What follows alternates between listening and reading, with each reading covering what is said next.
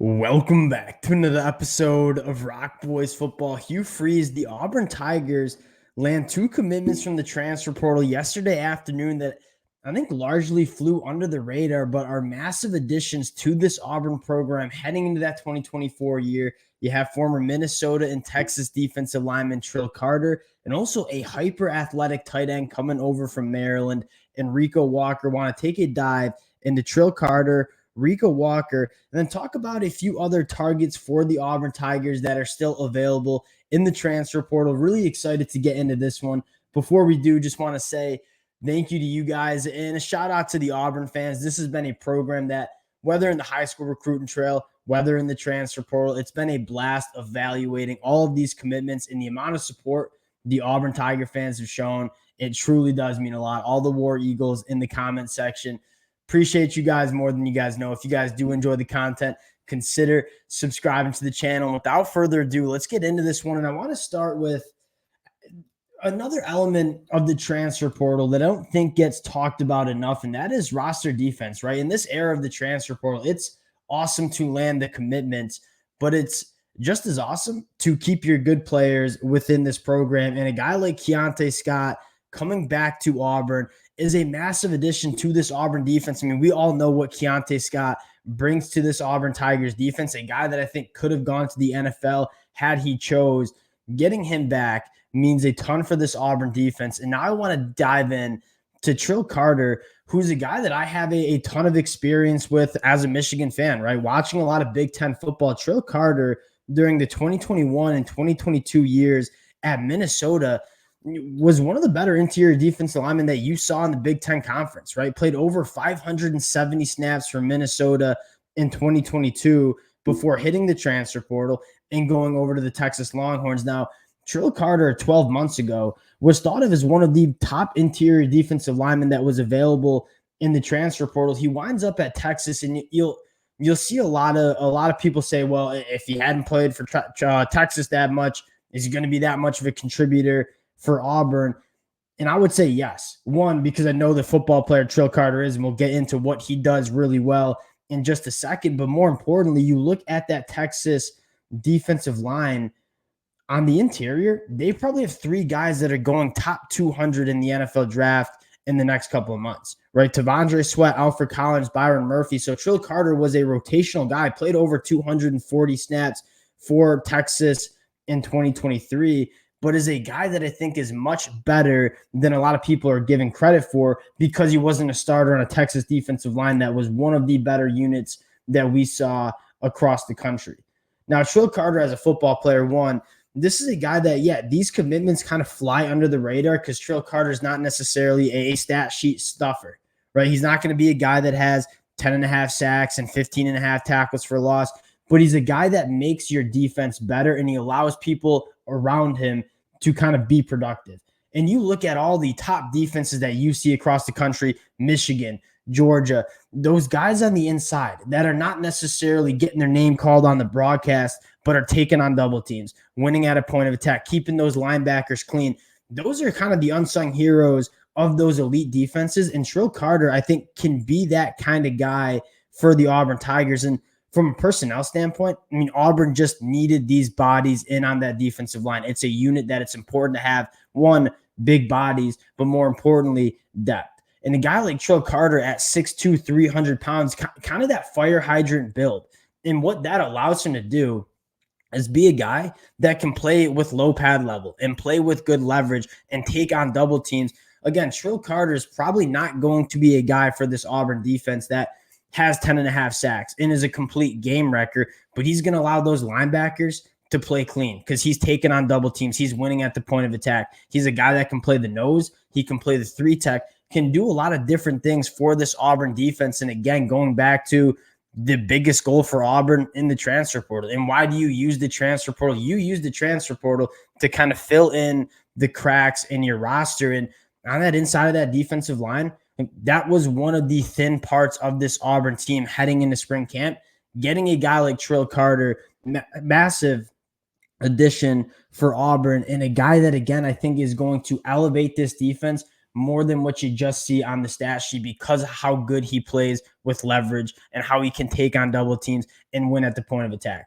Now, the next guy I want to talk about, and a guy that I remember talking about when he was coming out of high school, and tight end from Maryland, Rico Walker. And what excites me most about Rico Walker is there is so much meat left on the bone in terms of what he can be as a tight end at the college football level. This was a guy that was a hyper athlete coming out of high school, played a lot of edge, and actually a lot of personnel and scouts thought that Rico Walker projected better as an edge rusher than he did as a tight end. Now, he's played tight end at Maryland his first year, coming over to Auburn.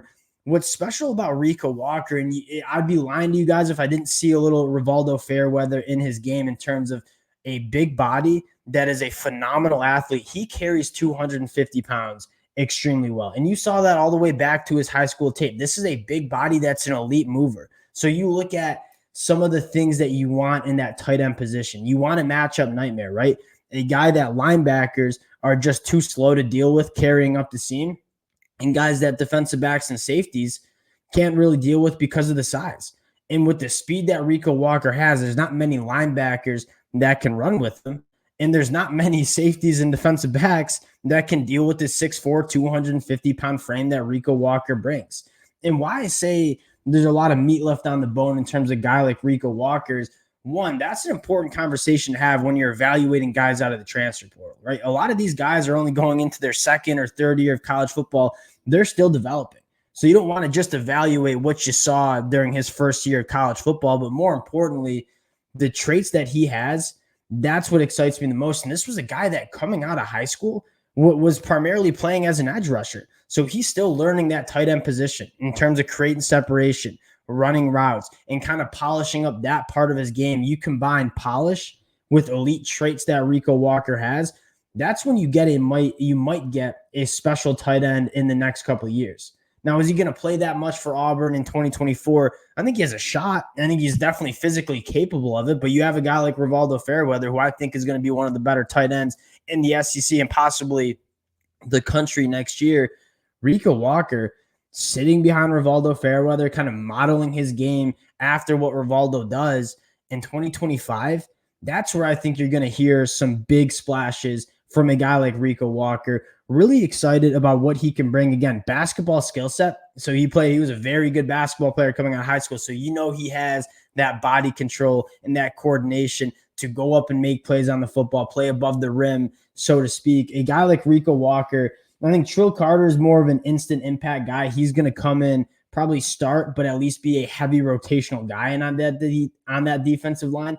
And a guy like Rico Walker, more of a projectable piece that can make some noise in 2024 because I think he's definitely physically gifted enough.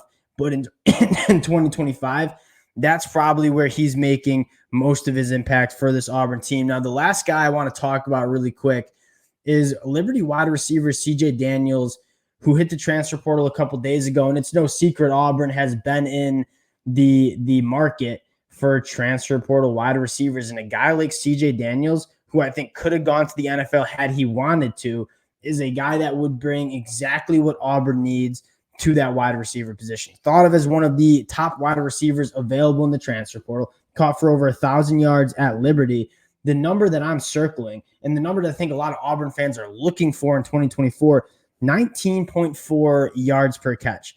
This is a guy that works vertically down the field extremely well. He has the ball skills to go up and make plays. He has the athleticism to separate down the field. Those type of things you didn't see from those Auburn wide receivers in 2023. And we had the conversation, yes, the quarterback position was limiting this Auburn passing attack.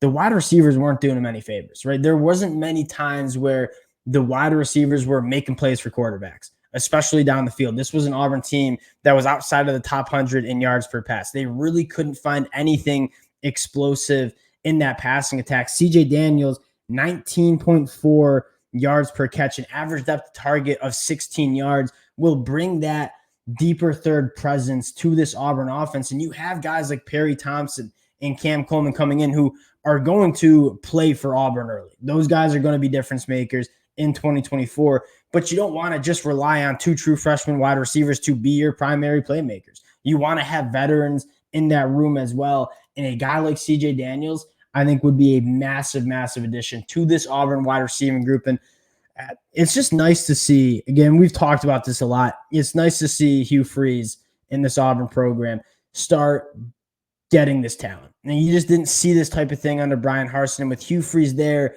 like the talent's going to come, and it's going to come together. CJ Daniels would be a massive addition for this 2024 program. I think he brings a lot of explosiveness to that passing attack. Keep your eyes out for CJ Daniels. Very, very talented wide receiver. That is a top target for the Tigers. Again, we'll continue to break down the commitments as they roll through. Want to say thank you guys again for all the support you guys have shown. If you guys do enjoy the content, consider subscribing to the channel, and we'll talk to y'all later.